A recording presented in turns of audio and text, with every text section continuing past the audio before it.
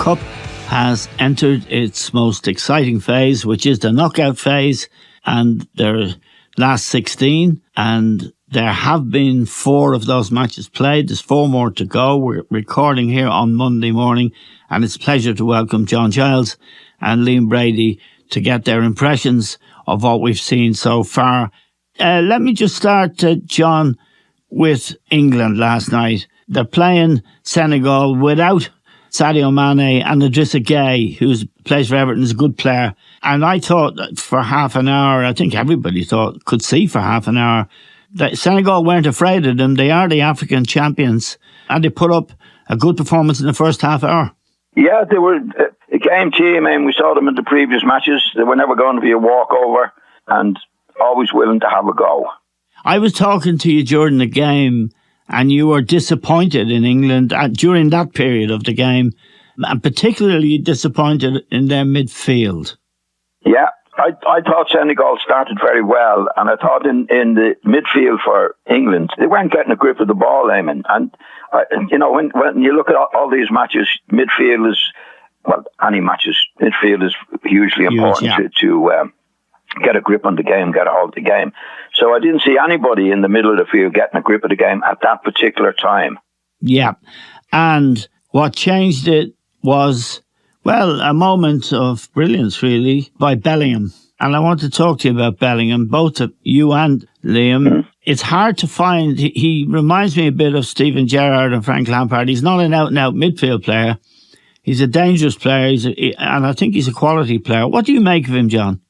I think he's got huge qualities. Yes. He's I must remember here, he's very, very young. Yeah, he is. Right? Yeah. But his huge qualities. Control is good. He's good in the air. He'll get you goal. But I think he's very, very young. I'll say this again, because he doesn't have any positional sense at this stage in his career in the middle of the field as a midfield player. Yeah. In other words, showing for the ball.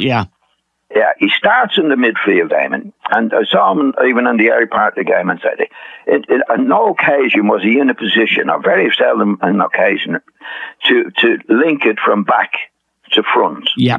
And when you're in a position like that in midfield, like even the stop clock is twice a day, Eamon. In other words, if you're twice a day. So even if you're in a position in the field, and this is my take in midfield, you have to make the ball come to you. Yeah. Do you know what I mean? I do, yeah. You have to get in a position where you say, I'm the main person to get the ball. If you don't do that, then you're in any position. So there's only like twice a day you're going to get the ball. So at the moment, being he's not going to dictate from the middle of the field. And in my opinion, as midfield player, that's the most important thing he can do. Like Modric comes into mind, as some of the great midfield players come into mind. They dictate the game from that position. Yes. Right? But he's very, very talented. When he gets forward, he can get you goal. He's good in the air. He's good control. He's got all those things. But if you don't have the positional sense right, you're not going to make the most of them. But he is a very, very valuable player, and I would hope that as he gets older, he would get better and better to dictate the game. Right. Liam, your take on Bellingham. There is an argument. I mean, the midfield for England last night was Rice, Henderson, Bellingham in theory, although I wouldn't class Bellingham as a midfield player. What's your take on him and on John's analysis of what England lack in midfield?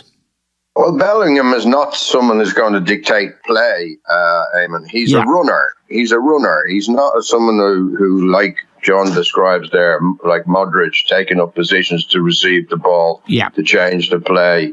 He's a runner from midfield. And against Wales, in the previous game, he got himself so far forward. Yes. He couldn't get in a position to receive the ball. He was surrounded by players all the time. But I thought he modified it against Senegal and started arriving on the scene later and bursting out of midfield with the ball as he did for one of the goals.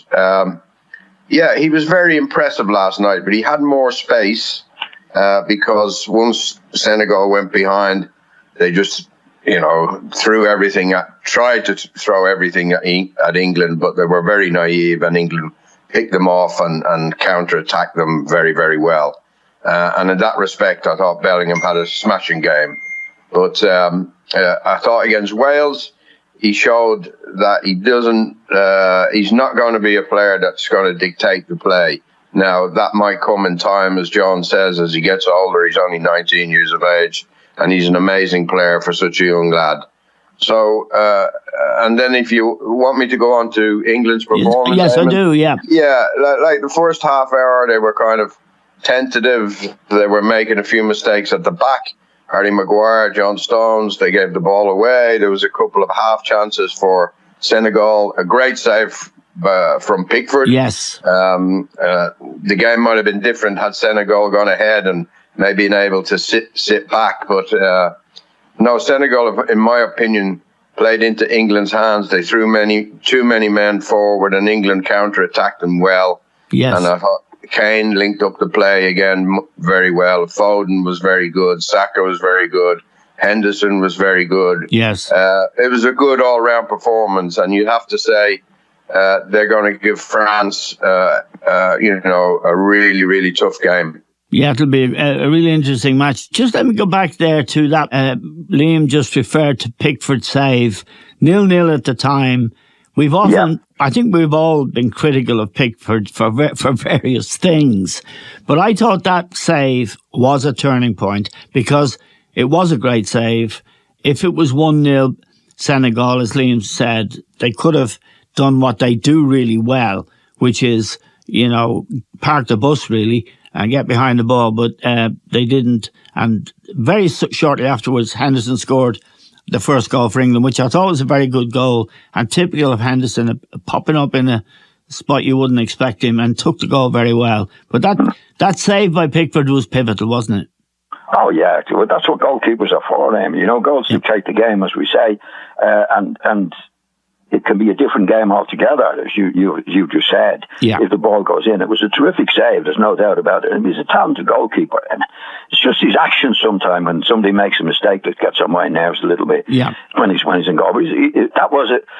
Like all goalkeepers in a tournament like this, Eamon, have to make very, very good saves in very, very tight games, and he did that to give England a chance to get ahead. And as you say, in football, goals matter more than anything else, and he did his stuff. He definitely did his stuff in that save. Now, you fancy England, John, or you have fancied them since the beginning of the tournament. You said you've stuck with them and you expect them to do well and go a long way. Has anything you've seen changed your mind? No. I'd say more so now. Foden back in the team now, yeah. Well, Southgate has made changes to the team. He didn't have Foden in the team.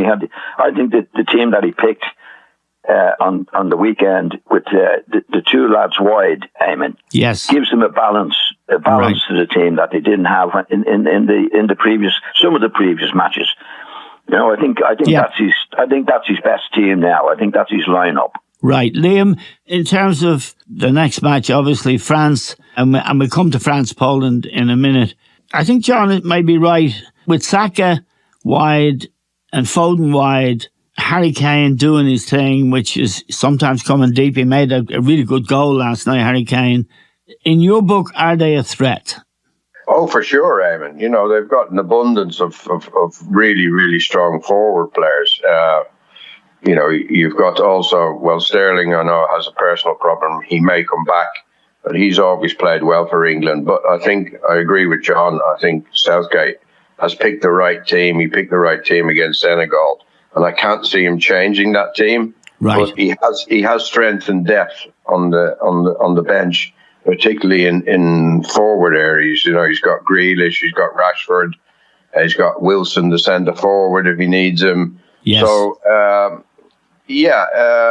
Look, it's whether they can keep Mbappe quiet, Eamon. It's whether it looks like Mbappe will start out left wing again. He's going to be up against Walker. Walker has tremendous pace. But Mbappe looks to have maybe tricks that Walker might not be able to cope with. So that's the key battle for me. Can Mbappe have the better of Walker, or can Walker keep him under control? Because in the midfield, France with Rabiot and they didn't look great. Griezmann is having a great tournament. The forward line for France is really functioning. Yes. But the midfield, those two holding midfield players, and the back four, and Loris even doesn't look fireproof at the moment. So I think it's a very even game to call with, and maybe the deciding factor might be can England keep Mbappe quiet. Yeah, John, interestingly, I thought the chances, particularly for the Pickford save, the chances that England gave up last night and the pressure, such as it was, did come from Kyle Walker not doing his stuff. And the French will have noticed that they have Mbappe, who's a natural to exploit that kind of thing. Now, they beat Poland, John, and I watched it. Poland were useless. They were useless against Argentina, and I thought they were useless against France again. And by useless, I mean there was no heart in their play, quite apart from anything else. Well, they were well beaten, Eamon. France did their stuff. Yeah. As you say, particularly Mbappe, 2 goals he scored, they were fantastic. But I think the main man is going to be Griezmann, Eamon. Right. Yeah, you said that last week. I think Griezmann could control the middle of the field. If you control the middle of the field in most matches, you're on a winner. Yeah. Now, he's got a lot to do because he'll be doing it on his own. But I think if you look at all the midfield players for England and France, he's the only one. He surprised me in this particular competition in being able to do what he does. Yes. So I think the main thing is to try and put him out. If you put him out of the game, then Mbappe doesn't get the ball. Do you know what I mean? Yeah, I do, absolutely. Yeah, you know what I mean. So I think the way he's been playing, he's been the best midfield player I've seen. Yes. Well, along with Modric, of course. Yeah. But he's been really, really good. He surprised me that he's been able to do the job that he's doing in midfield, because he was a striker before as I saw him. And I think he's the only one in the midfield against England that's capable of doing that particular job. So if they can stop him, then I think they'll stop Mbappe. Liam, just to ask Liam and you, John, I'll ask Liam first about Giroud. He equalled, I think, or broke the goal-scoring record for France, and he's played really well in the tournament as a whole. He can hold the ball up. It was a very, very good goal. It wasn't spectacular, but it was a really good goal. He's going to be an important player, Liam, isn't he? Yes, yeah, he's a very experienced player, Eamon. As you say, he's broken the French record for which was Thierry Henry. Yeah, Thierry Henry. But I'd agree with what you said there. He's linking play up well. Some of his layoffs, some of his flick-ons have been very, very good. He takes up good positions in the box. He's got himself 3 goals in the tournament so far. And if you have someone like Mbappe on the wing and Dembele on the other wing, and I agree 100% with John, with Griezmann, feeding these guys, getting the ball out to the wide players, he could have a big say in the match. He's always scored goals. I mean, he scored them for Milan, he scored them for Arsenal, he scored them for Chelsea. Sometimes he doesn't look the most elegant because he's big and so forth. Not the quickest, but he's clever. No, he's clever. And the 4 forwards that I've mentioned there are the strength of the French team. And John is absolutely right. If they can stop Griezmann from getting the ball to Mbappe, that'll be a big plus for England. John, Giroud is a player that we've all kind of, I fess up myself, never really fancied. Always thought he was just short of being a top player. It's a bit unfair, I think, now. The older he gets, the better he gets, for one thing. But he has got qualities, and intelligence is one of them. He's limited enough in some respects, but he is a very, very good player. And to equal or beat the French record held by Thierry Henry is really remarkable. Yeah, he is, Eamon. I mean, any time we've seen him over the years, he's never been a stylish player. Even the goal he scored the other day, which was a very good goal. First of all, I thought he miskicked it. Yes, so did I. Yeah. But I don't think he did. But I've seen many goals like that from him. Yep. But the main thing is he scores them. It doesn't matter how you do it, as we know. He does, but he never strike as a stylish player. You know, you'd never be picking him in your top 11 in the world. Well, if Benzema was fit, he wouldn't be in the team. I don't think. Well, actually, no, he's done his job over the years. He's obviously kept himself well, and full credit to him, Eamon. You know, because. Like the stylish players we see and the great players we see, it's no problem to them.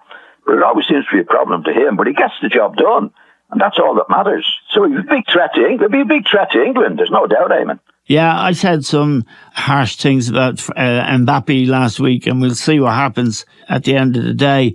I thought you got that right again, Eamon.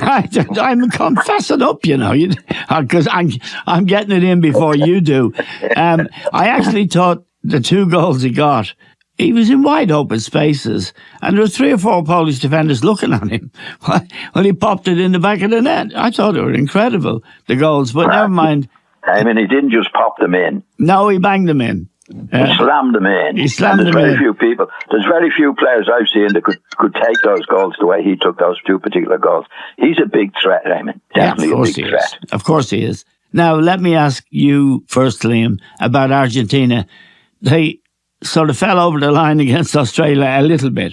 But Messi is clearly up for it now. And you can see after the games when they go to their crowd what it means. And what it means to Messi, because it's something Maradona did, he's never done. What do you make of them as a team at this stage, Liam? I'm not being impressed at all, Eamon, to be quite honest. I think they give up chances. Martinez, the goalkeeper, Emi Martinez, who plays for Aston Villa, had to have a good game to stop Australia from giving them a hard game. Without Messi, Eamon, they just look ordinary to me, to be quite. You know, I don't see. You know, when Maradona won that World Cup in '86, he had Valdano as a centre forward, he had Burruchaga in midfield.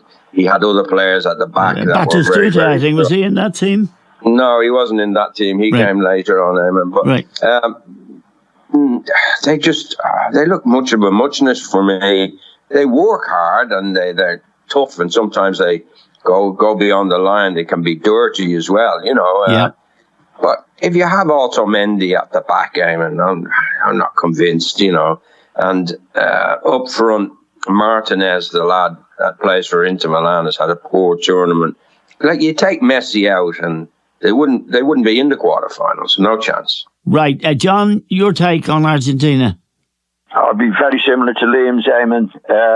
You know, Messi, I think Messi's been very, very harshly treated in Argentina, you know, for not winning the World Cup. You know, I mean, the other lad was a great player, as we know, but as Liam said, he'd very, very good players around him. I mean, I don't see any great players around Messi at all. I mean, and he's still doing a big job for them. You know, without him, they wouldn't have won at the weekend. And they wouldn't have beaten Mexico either, because he scored that goal. No. Very important goal when it was 0-0. Yeah, he's been unlucky to be in an Argentinian team that haven't been backing him. You know, I feel sorry for him in that sense. And what a great player he's been at the time. But you know, he's probably getting more loved by the Argentinian people now because he scored a couple of goals in this particular tournament. And once he's in the team, Amy, you never know what can happen. No, he can do anything at any time. He can indeed, and there's no doubt. I think the Dutch will beat them, Eamon. Well, that's what you said to me earlier when we were talking this morning, Liam. Tell me why. Well, the Dutch, USA, not a bad team. Like, the Dutch really just cruised past them. You know, they were very, very good at keeping the ball. They've got a goalkeeper just come in this tournament. He never played for the team before, Noppert, and he looks very, very good. Van Dijk, as we know, he's sound. Ake. They've got full back in this Dumfries guy. Yes. He just comes up and down the right, really strong. He scored the other day. Yeah, Daley Blind up on the left, he scored as well. And he's a very experienced player. And Memphis Depay. Now, we saw Memphis Depay when he was at United. He was brutal. Yeah, he was terrible. But I don't know, under Van Gaal, he's really found his game again. And they've got another big lad called Gakpo, who scored. I think he's got 3 goals in the tournament so far, and he looks as if he could give Argentina a problem. I would tip the scales, and they're not favourite. They make the Argentinians favourite to beat them, but what I've seen so far, I'd take the Dutch. Right. John, you've seen the Netherlands. Yeah. Because you've watched every match, I think, and I haven't seen them yet. But would you be inclined to agree with Liam? Well, they're not one of the great teams of the past, Eamon. No. But actually, on the weekend against the USA, in the first half, they were very, very poor. Yes. Like the USA were a better team in the first half, and they scored just on half time. I think they scored 1 against the run of play, and then they scored 1 just on half time. And I thought it did flatter them in from the first half. But in the second half, they were a lot better, you know? Yes. But like in the first half, when I was watching them, I thought, well, for a Dutch team, like, this is not what I would expect. But they finished up winning well. So that's the main thing for them. So the jury will be out a little bit on them for me so far, Eamon. Right, now, guys, here's the 2 games I'm really interested in to hear your opinion on. Liam, Japan-Croatia today. Croatia are amazing. Modric is amazing. Tough lads, play good football, got to the final of the last World Cup and got, I think, to the semis of the Euros, or maybe went out on penalties late on to Spain. No, they beat Spain on penalties, actually. Japan have been amazing in terms of their work ethic, and they've had some big scalps. What do you make of that match? It's on today. I find it very hard to find a favourite, to find a winner. Yeah. As you said, we know the Croats very well because they always go long and deep into tournaments, led by Luka Modric. Yeah. And they've got Kovacic from Chelsea alongside him, and Brozovic from Inter Milan, and those 3 in midfield probably, I would say, has probably been the most impressive midfield I've seen in the tournament. Really link up well together, find one another with passes, get out of tight situations by little 1-2s. All have the possibility of scoring a goal. I like their midfield, but up front, Mandzukic was there, 4 years ago, Eamon, and I don't think they've really replaced him. Right. Kramaric has got a couple of goals, but he has no pace, nor does Marco Livadja, who's another front player. He doesn't have any pace. And then you've got, on the other side, you've got Japan, who've got this work ethic. They never stop. They keep going. The subs have been great when they bring them on. They finish stronger than their opposition. They're just so fit and so willing. I give Japan a big chance to beat Croatia, Eamon. Yes. Okay, John, now you love Modric. You're a great midfield player. Well, both of you were. But you love Modric. And I must say, I love him. He's 37 now, John. And I watched him play in their first game. He never stopped running. And I mean, he doesn't have to run so much, you would think. But it's what they needed to wake them up. And he did it, even though he's more a playmaker. Yeah, well, he's a great player, Eamon. And he is, isn't he? We know. Yeah. Liam knows, we all don't agree with that. But he can read the game so well, Eamon. Yes. He knows where to go at the right time. He's an experienced, very, very experienced player now. And like most experienced players of his caliber, he hardly wastes a step, Eamon. That's why he can play as long as he does. He doesn't make stupid runs. You never see him. Every time he runs, he gets the ball. He just reads the game so well. But I think there's 7 or 8 of that team played in the last World Cup. Eamon. Yes. Yeah. Right? Despite I love Modric like we all do, I would fancy Japan. Right. Well, that's 2 of you. And I probably would as well, actually, because I think they're amazing. And the results are on the board in their case. So we'll know about that this afternoon. Liam, Brazil, South Korea, and the same thing applies to South Korea. they got through by scoring a goal, which Son made actually in overtime, and they're playing the Brazilian side now. Neymar's back, Liam. I've backed Brazil, and I'm not thrilled that he's back because I don't think he's a good character. You never know what's coming next. He's certainly not a team player. He's no Luka Modric, but he has this amazing technical ability. What do you make of that game, and what do you make of the importance of Neymar to Brazil, if there is any? Well, I thought he was playing well in the first game until he got injured, you know. Yeah. With Richarlison and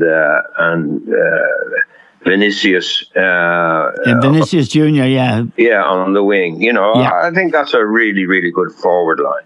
Yeah. They've lost Gabriel Jesus, the Arsenal lad. He's out of the tournament. So that's a blow for them as regards being able to bring on a good sub. But Neymar, on his day, he can do his stuff. I think the last couple of years for Brazil, he's been better. I'd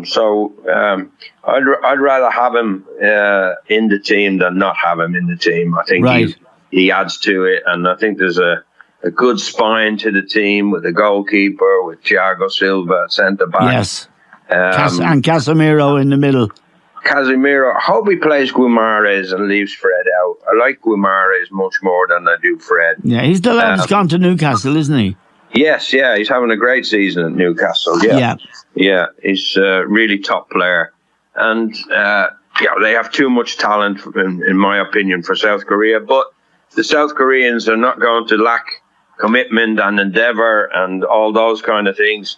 Very like the Japanese, they'll run till they drop, and Brazil need to put the game away because the South Koreans will keep coming at them.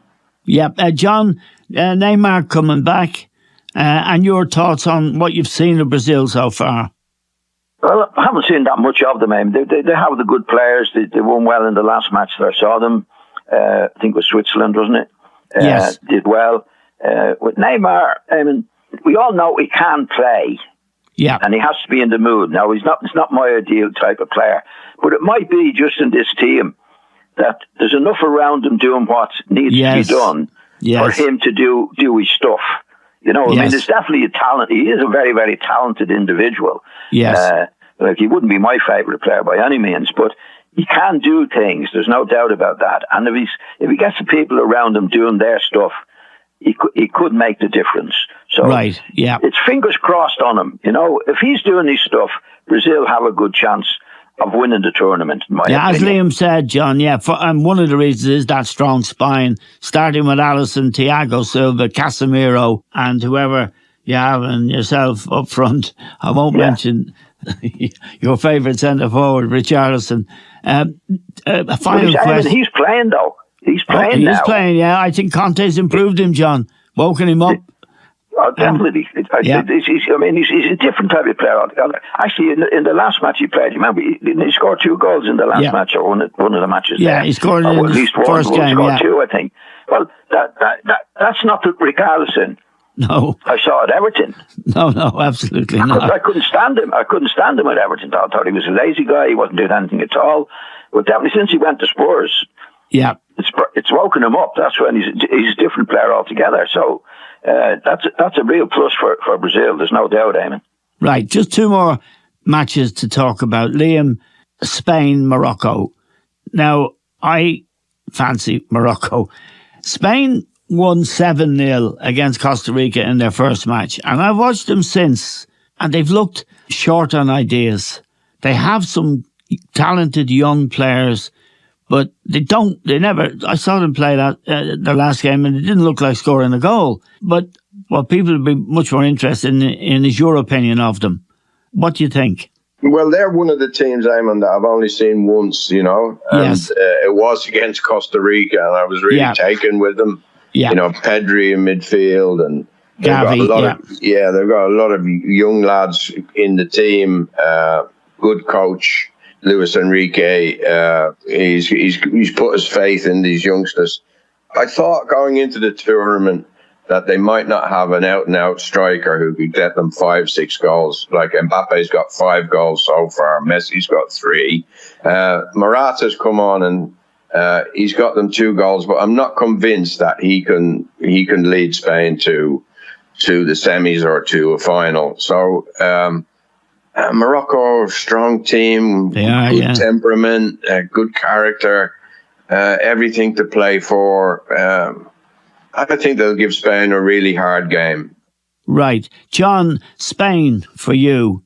I mean, they got to the semi-final of the Euros and they were actually knocked out in a penalty shootout, I think. And this Luis Enrique is a very good coach, good record at Barca, and was a very good player and is a big character.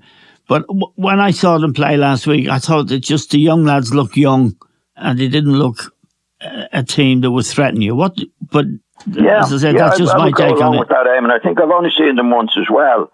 And it was Morata, their striker. Yes, yeah. He doesn't look like he's going to score many goals. He's had a nightmare trying to get goals. He got a header early on, and that was all. No, I think he's got 2, Eamon. I think he's got 2. No, he has got 2. That was all in that match, Liam. There was nothing else. He wasn't giving you anything else, you know.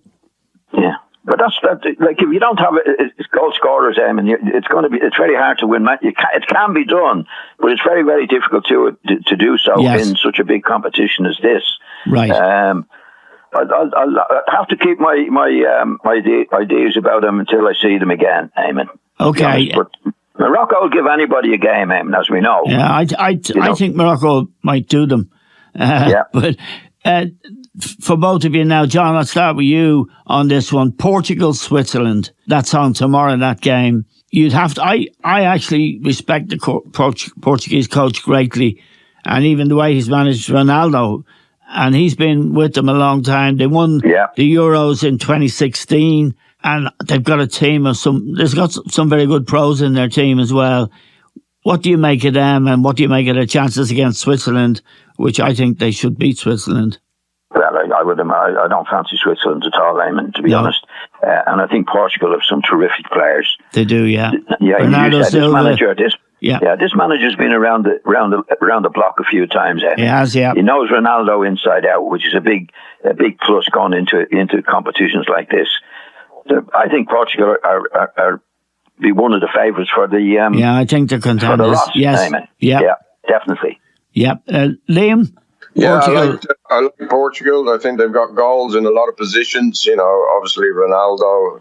If you make him chances, he's going to put those chances away. We've seen that down through the years, and I don't see any deterioration in that. I think he looks fit. He looks sharp.